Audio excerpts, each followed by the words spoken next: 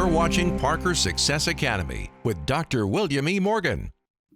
Hello, I'm Dr. William E. Morgan, and this is Parker Success Academy, where we explore models of business success in chiropractic practices. Today, I have a very special guest, Dr. Tony Doremus. Tony, greetings and welcome to Parker. Well, thank you. I appreciate that, Dr. Morgan. I appreciate you inviting me to be on the show. Well, you're a proud alumni, and also a couple of years ago, you were a Chiropractor of the Year. I was, and thanks to Parker, and I have that planted on my shelf in a very visible spot for people to see. Oh, awesome. So can you tell us a little bit about yourself and your practice model? Yeah, absolutely. As you mentioned, I am a Parker grad. I graduated in 1999, I definitely attribute that to my success. I have a company in Houston, Texas, or outside of Houston, Texas now, where we have 7 practices. We've added a couple of additions to the chiropractic side of it. We have a neurofeedback center as well. A lot of brain-based stuff that we're dealing with there, and then decided to open up our own family medicine practice. Not chiropractic, but family medicine, simply because we knew we could create something that would give patients what they deserve, and then create a holistic type of a setting where we could refer into and actually feel comfortable with our patients and knowing where they're going to go. Well, that's a unique practice model. It is. How about you tell us something fun about you, something that most people wouldn't know about you? It's that's a tough one for me. I was telling someone just the other day that I just everything's so serious in my life now. We got to figure out how to be more fun. But it's as you know, jiu-jitsu has always been a big part of my life, and then about a year ago I had to stop because of the injuries, and you stopped us yourself at one point. And that was my outlet. That was my fun. That's what I did for enjoyment. So now I'm in a search for something else that will at least give me some feeling of accomplishment and stress relief at the same time. So I decided I was going to pick up a guitar, which didn't decrease the stress at all. Yeah, and it at 52 as of this month. I don't think I'm gonna learn it too well. So I may just have to go back to jiu-jitsu. We'll see. Well, you and I talked about that before we started. We shared that hobby of jiu-jitsu. And I rolled until I was 55, and there was a point there was all these young kids wanted to beat the old man. I was like, you know what? I've gotten to 55 and no broken bones, no neck injuries.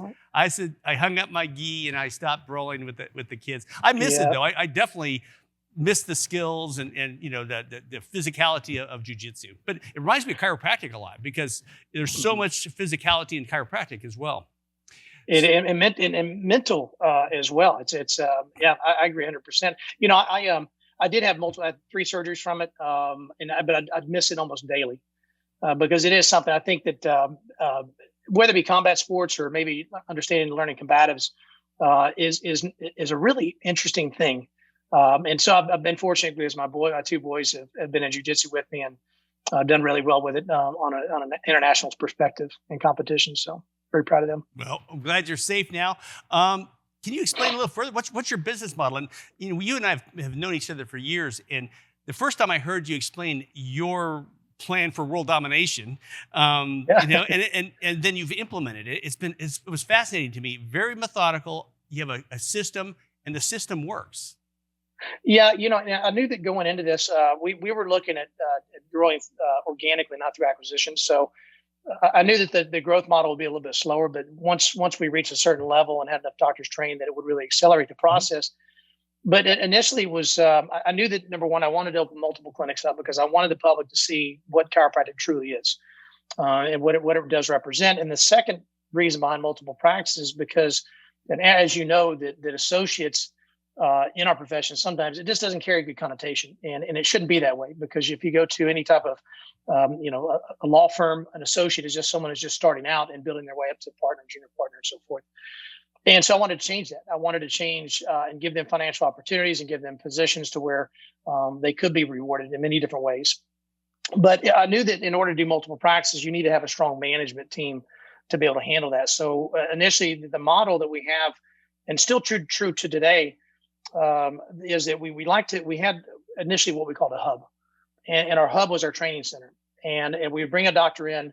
Now our training program has really become more sophisticated over the years. We have, believe it or not, a black belt system with the jiu-jitsu belts that they have to graduate through.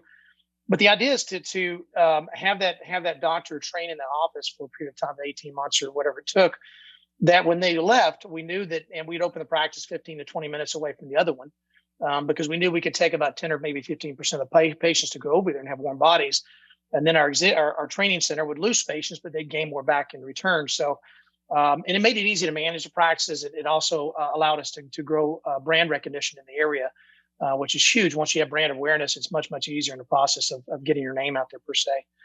But it really has. And if you're always working your plan and you're modifying things, it has changed a little bit over time. We're still opening them up pretty close to one another.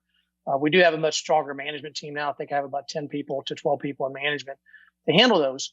But we're just strengthening and really looking at some of the mistakes we've made in the past. And some of those may have been distractions from what we were doing, because chiropractic is our model.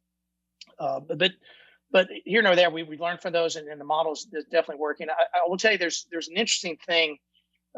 The problem when you ask me a question like this, I can sit here and talk for hours about it, by the way. So you just cut me off at any time, but I want to share something. I want to share something with you that we did something recently, and it's called the 7S model. And this was developed back in the late 70s, early 80s by a man named McKinney, and is utilized by large organizations, Southwest Airlines and all these other big organizations use this.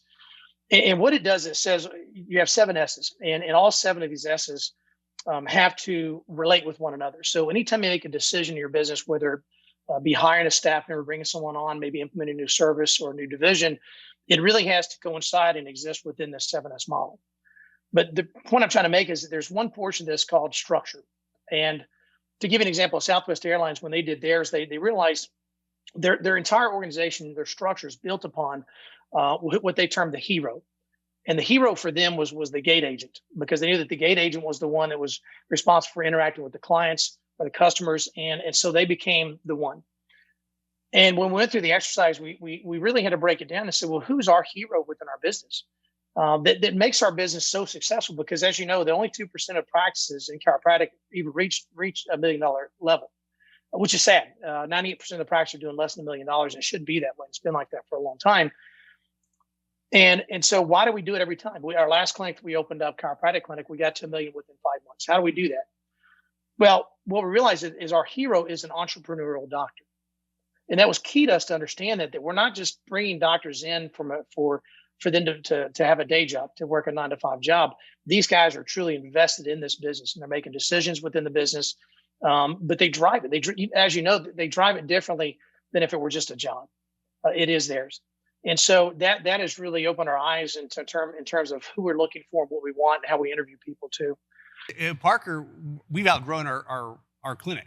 So we have to build another clinic. So I remembered your plan that you move about 15 minutes away. So you'll take some of the patients there, so you don't show up the first day and have no patients. If you go too far, right, it's starting a brand new practice. So what we're planning to do, and we're searching properties now, is we're going to build a practice about 15 minutes up north of us, bring some of our patients up there, because we've done a heat map to know where our patients come from. We also know what the demographics are there too. And then we'll bring those people up, bring doctors from the clinic up there and patients, and hopefully we build that. And we might even do the Tony Doremus model and just keep going until we hit Oklahoma. So. Right. Well, I'll tell you one thing. I've always expressed I would like to be a president of a university sometime. And you had mentioned about adding Parker College and universities in different places, and I would follow suit with whatever you're doing as well. So I would follow your model 100%. Would love to be part of that growth that you've been. Yeah, we've been experiencing a significant growth. It's surprising even me, but you're right. So this is one of the reasons we've had to grow, and we're looking at other states to put other campuses as well. So other than chiropractic, and you've already touched upon this, what additional therapies or professions do you have in your practice model? Well, I did mention the neurofeedback. If you're not familiar with what neurofeedback, or people that are watching this, you will become familiar with it eventually. It's a very unique therapy. And essentially what we're doing is we're looking at just frequency abnormalities within the brain, because the reality is we're just a big bag of chemicals and frequencies is how we operate.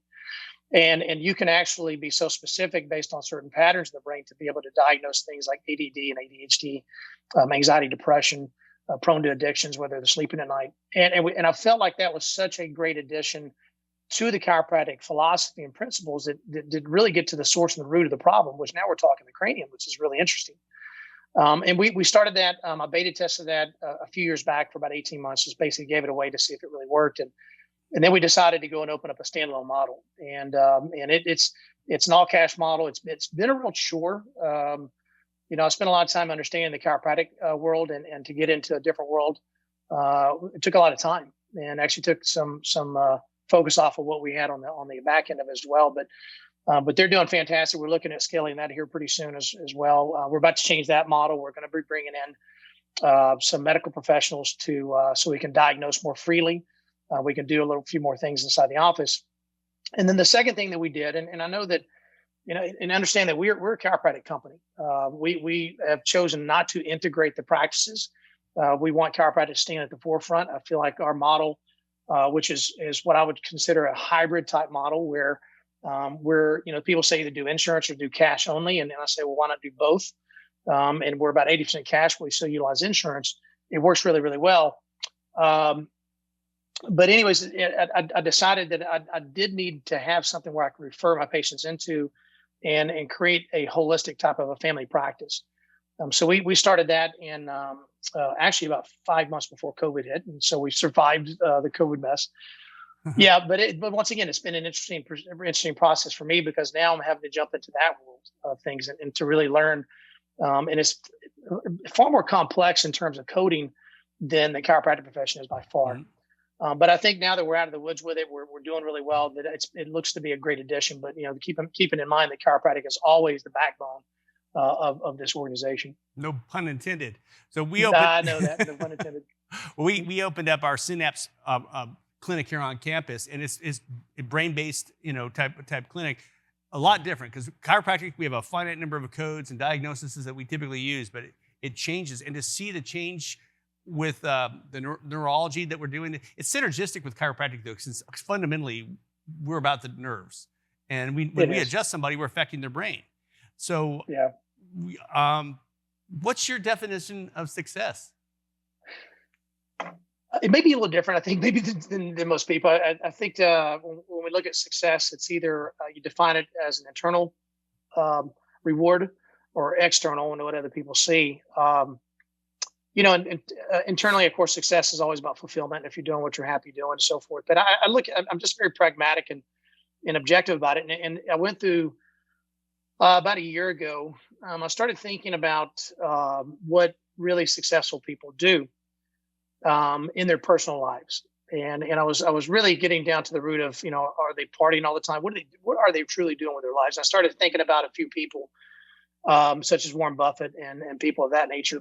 And I realized that really true success is not just that one home run. It's not that lottery ticket. We see people that get those and maybe they can afford things and do things, and we just think they're successful. And that's not the case. Success is something, to me, that is consistently done over a period of time. You have a few failures, obviously, along the way, but those actually help you grow. But you're constantly succeeding over a 10-year, 15, 20-year period, and not just that one home run.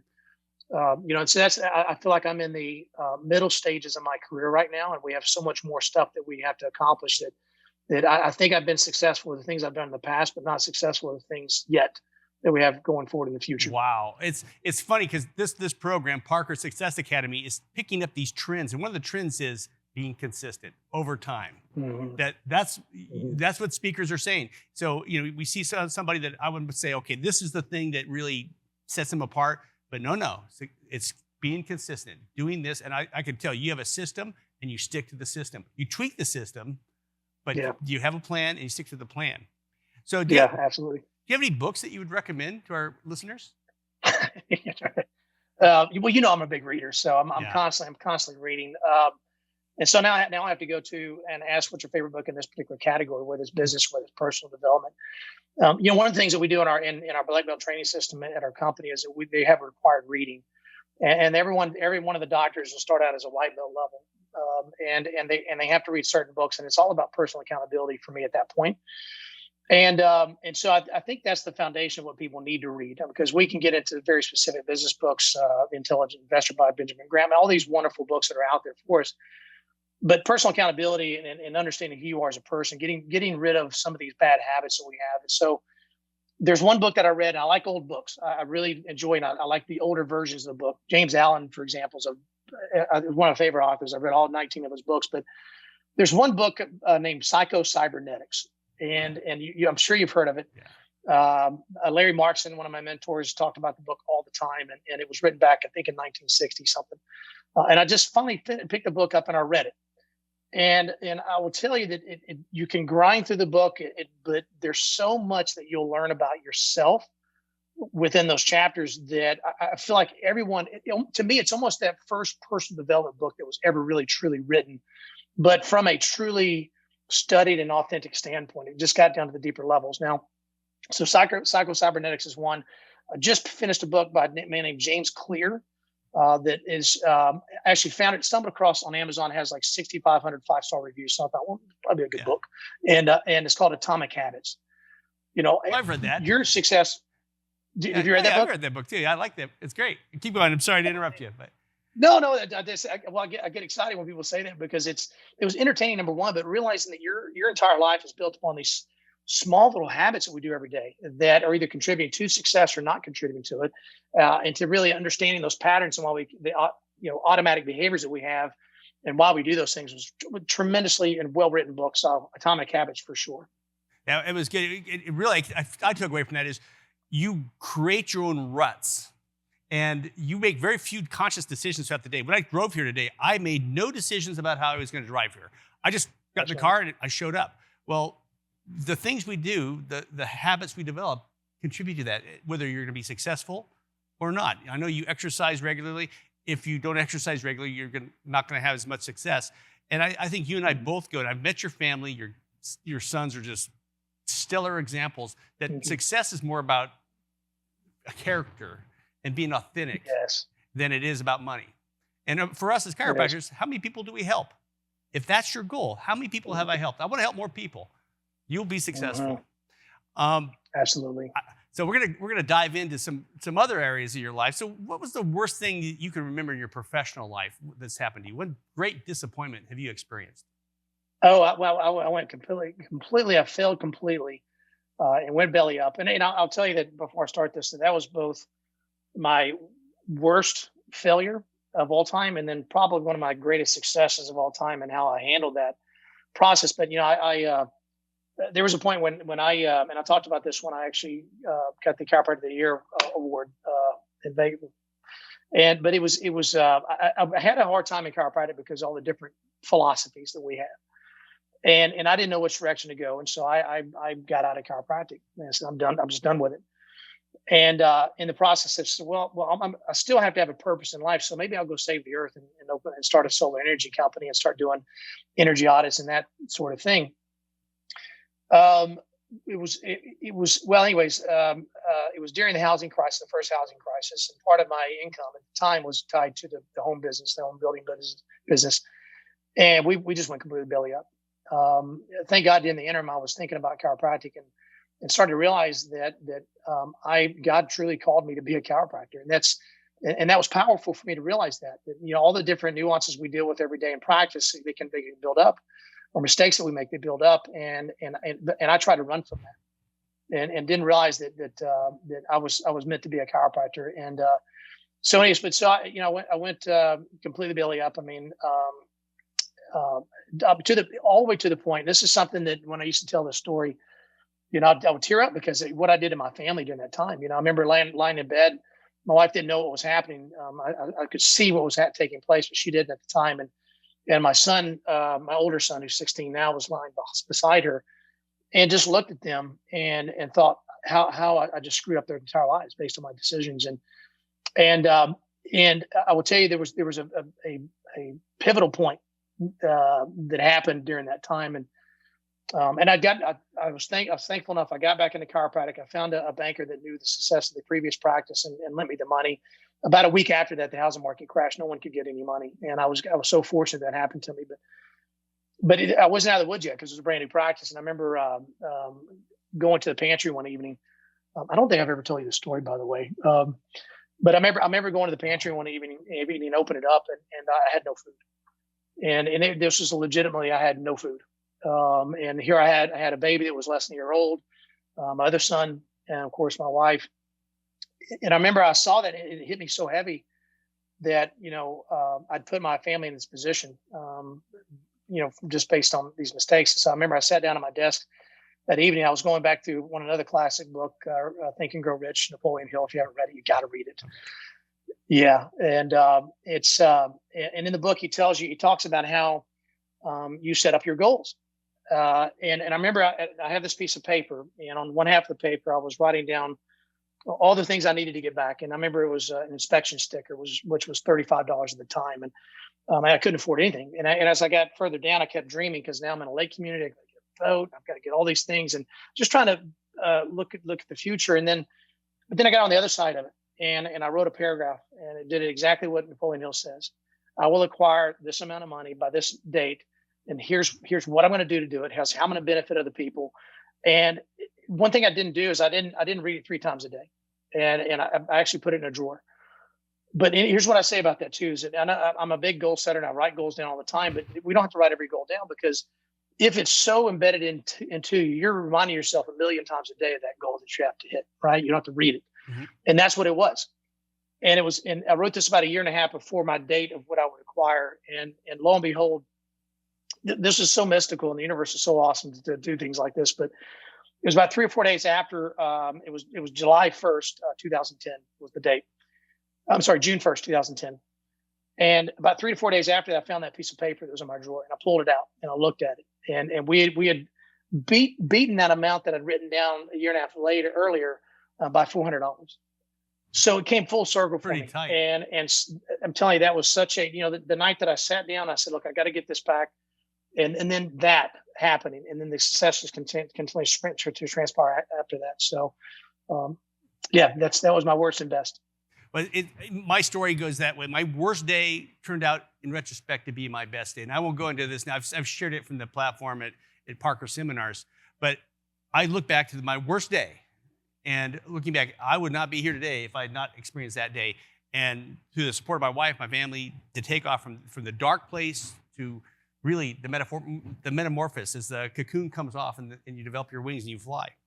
So listen, I don't mean to interrupt you, but I agree completely with that. And I think there's one of the things I did learn during that time. I was a bartender for a long time, and in the bartending world, and we'd go to nightclubs, and they would open and close down, and so I developed this fear of loss. Like, okay, is this good job going to end soon? And so that stuck with me. And then once I lost everything, and I realized it's actually okay. Yeah, I lost that, but if I wouldn't have and if I had more time, I'd tell you more of the story, but I was able to face a lot of the weaknesses because I had no choice at that time. Things I've been trying to get rid of, and I had to face them head on. And if we would just have the courage in our own lives to face these fears that we have, it really, like I said, metamorphosis is a fantastic word to use. It changes you as an individual. And then I find myself now fearing the next moment. But when I look back in hindsight, I've had many, many moments since that time that I should have been running from. I just didn't run from them. Yeah. I got through them okay. Well, I find I'm certainly my facing that fear, facing that thing in business that you don't buckle from. My friends who've had divorces, they have this problem with their spouse and they divorce. Well, later on they remarry and they end up having the same problem with the new spouse, and they work through it, and they realize, if I just work through it, we're going to have problems. You're going to have things that hit. It's a matter of hold your ground, stick to it, and be resilient. We'll have failures. If you don't, for me, it's one of our mottos here says fail often, fail forward, fail. Basically, and you pick yourself up. The faster you fail, you get those things that don't work behind you, and you can move ahead. So, what advice would you give a younger version of yourself at the time you graduated from college? What's interesting about that is we do a lot of recruiting now with students, and the career fairs at Parker that we'll go to, and we get to see we see a difference in some of the students, and some of them, like one of the students that's joining our group now, who I actually talked to her about chiropractic when she was 11 or 12 years old, and she's a fantastic individual. She had an entire 12-year plan and even had her start date at our company before she even began chiropractic college. Wow.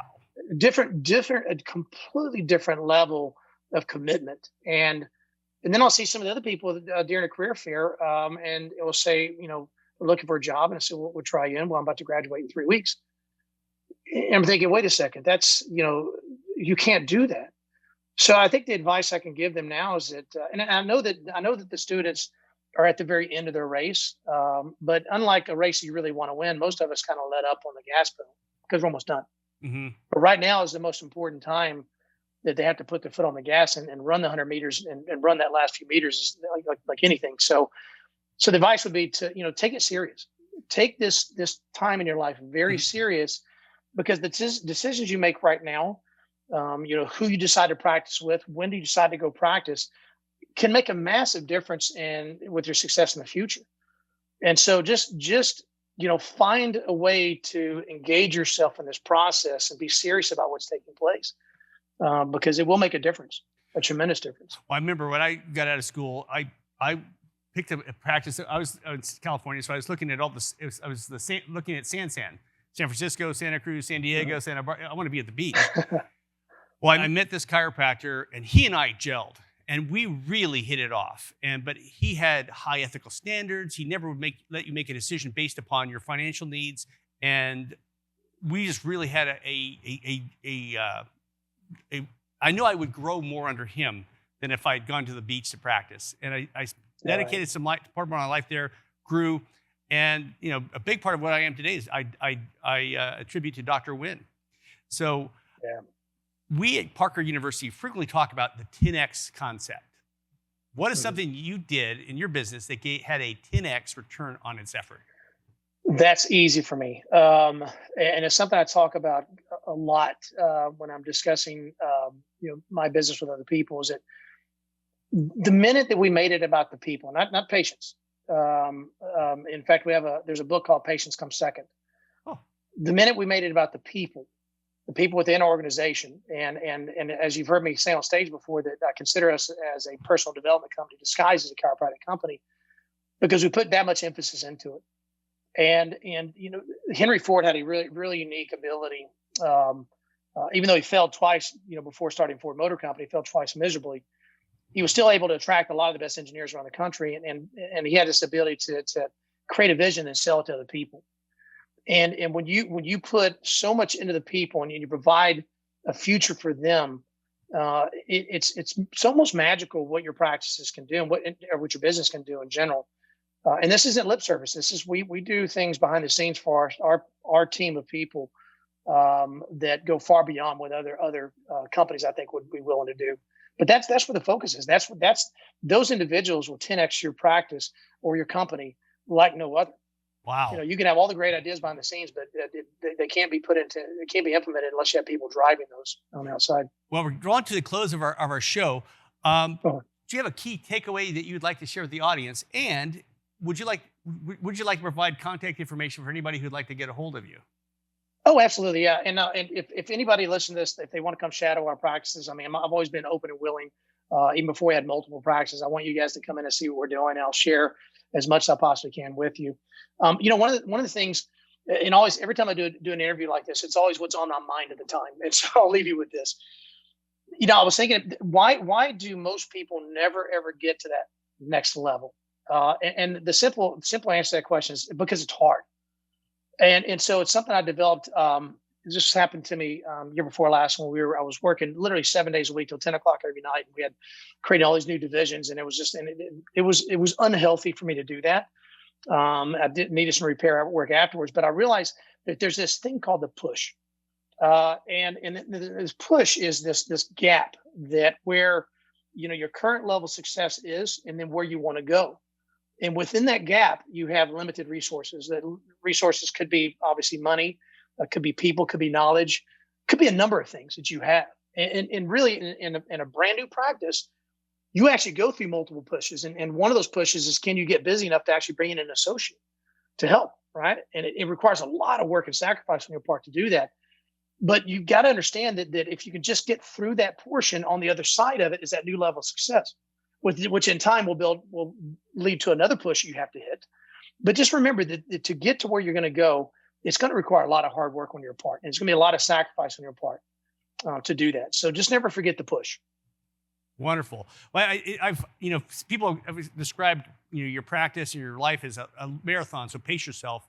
And I found it to be a series of sprints. So it kind of goes with your push principle. Oh, yes. So it's you have that, you sprint, you don't ever stop, but you have to sprint to get certain things done. There's projects you get done to build a huge Parker fit. We had to sprint to get that done. To rebuild the seminars to where they are now, we had to do a little sprint for that. So there's these surges that you do in life and combat and athletics that get you that next level. But would you like to leave some contact information for you? Or? Yeah. Yeah. Sorry about that. It's all good. Yeah. So you can reach me. It's just Tony, Tony at sandstonehealth.com. I do have an Instagram page, Tony Doremus. Pretty easy to find. Feel free to contact me. Contact anyone on my staff. We're here willing to help and any advice. In fact, I was Parker student reached out to me last week about some advice on opening up a business. So I'm actually talking to him next week. Thank you so much. And thank you all for joining us at Parker Success Academy. Thanks for watching another episode of Parker Success Academy with Dr. William E. Morgan.